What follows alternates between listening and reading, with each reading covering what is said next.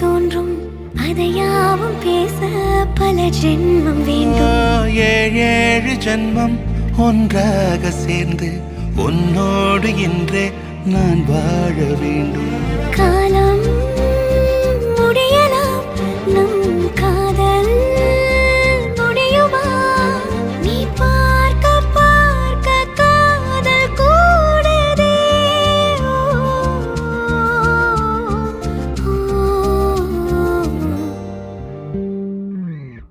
உன்னாலே என் நாளும் என் ஜீவன் வாழுதே.